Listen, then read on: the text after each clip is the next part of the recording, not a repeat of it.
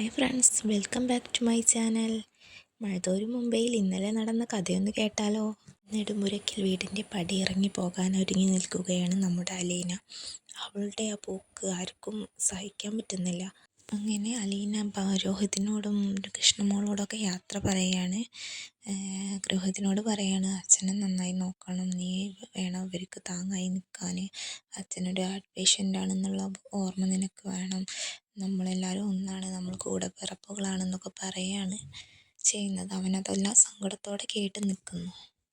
നമ്മളോട് പറയുന്നുണ്ട്, അച്ഛനും അമ്മയും വഴക്ക് കൂടുമ്പോൾ അത് നീ പരിഹരിക്കണം, നീ അവരെ നന്നായി കെയർ ചെയ്യണം എന്നൊക്കെ അവളോടും പറയുന്നുണ്ട്. അങ്ങനെ ബബിതയോട് യാത്ര പറയാൻ വേണ്ടി അലീന ചെന്നപ്പോൾ ബബിതയ്ക്ക് അത് കേട്ട് നിൽക്കാൻ പറ്റുന്നില്ല. അവൾ വേഗം കഥ കടച്ചു പോയി. യാത്ര പറയാൻ ഒരുങ്ങുകയാണെങ്കിൽ അത് വേണ്ട, അവൾക്ക് കേൾക്കാൻ താല്പര്യമില്ല എന്ന് പറഞ്ഞ് അവൾ കഥ കടച്ചുള്ളിൽ കയറി. പക്ഷേ അവൾക്ക് ഉള്ളിലെത്തിയിട്ട് സങ്കടം സഹിക്കാൻ പറ്റുന്നില്ല. അലീന ചേച്ചി പോകുന്നതിൻ്റെ സങ്കടം കൊണ്ടാണ് അവൾക്ക് അലീനയുടെ യാത്ര പറച്ചിൽ കേൾക്കാൻ പറ്റാതെ നിന്നത്. അവളങ്ങനെ കഥ കടച്ചു പോയി റൂമിൻ്റെ ഉള്ളിൽ കയറി കരയാണ് ചെയ്യുന്നത്. അലീനയുടെ യാത്ര പറച്ചിൽ അവൾ കണ്ടു നിൽക്കുന്നില്ല. അങ്ങനെ അവൾ പോകാൻ സിറ്റ് ഔട്ടിലേക്ക് ഇറങ്ങി കാറിൽ കയറാൻ നേരം എല്ലാവരെയും ഒന്നുകൂടെ നോക്കുന്നുണ്ട്. അപ്പോൾ ബബിതയെ മാത്രം അലീന കാണുന്നില്ല. അപ്പോൾ രോഹിതിനോടും കൃഷ്ണമോളോടും ചോദിക്കുകയാണ് ബബിത. അപ്പോൾ ബബിതയെ കൂട്ടാൻ വേണ്ടി കൃഷ്ണമോൾ പോയി റൂമിൽ ചെന്ന് വിളിക്കുന്നു. പക്ഷെ ബബിത കാണാൻ വരാതെ അവിടെ തന്നെ നിന്നു.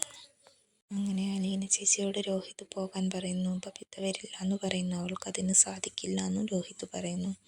അങ്ങനെ കൂടപ്പിറപ്പുകളെ പിരിയുന്ന സങ്കടത്തോടെ അലീന കാറിൽ കയറുന്നു. നെടുമ്പുരയ്ക്കൽ വീടിൻ്റെ പടിയിറങ്ങുന്നു.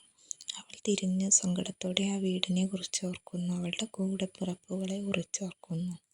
അങ്ങനെ കാറിൽ പോകുന്ന വഴിക്ക് അലീന ബാലചന്ദ്രനോട് പറയുന്നുണ്ട്, തനിക്കിവിടെ വിട്ടു പോകാൻ താല്പര്യം ഉണ്ടായിട്ട് പോകുന്നതല്ല എന്നൊക്കെ പറയുന്നുണ്ട്. ബാലചന്ദ്രൻ പറയുന്നു വിഷമത്തോടെ, എന്തിനാ പോകുന്നത് മോളെ എന്നൊക്കെ ചോദിക്കുന്നുണ്ട്.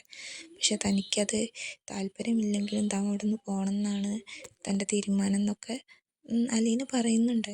അലീന പറയാണ് ബാലചന്ദ്രനോട്, തന്നെ അദ്ദേഹത്തിൻ്റെ മകളാണെന്ന് മറ്റുള്ളവരോട് പറയുന്നത് കേൾക്കുമ്പോൾ അവൾക്ക് വളരെ സന്തോഷമായി എന്നൊക്കെ അവൾ കണ്ണിൽ വെള്ളം നിറച്ച് പറയുന്നുണ്ട്.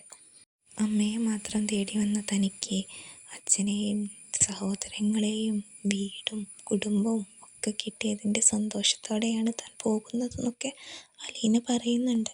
അതേസമയം വൈജയന്തിയുടെ വീട്ടിൽ അവളുടെ സഹോദരന്മാർ വൈജയന്തിയെക്കുറിച്ച് സംസാരിക്കുകയായിരുന്നു. അപ്പോഴാണ് കമൽ ഓടി വരുന്നത്. അവൾ ബബിതയെക്കുറിച്ച് അലീന പോയ കാര്യം അറിയുന്നു.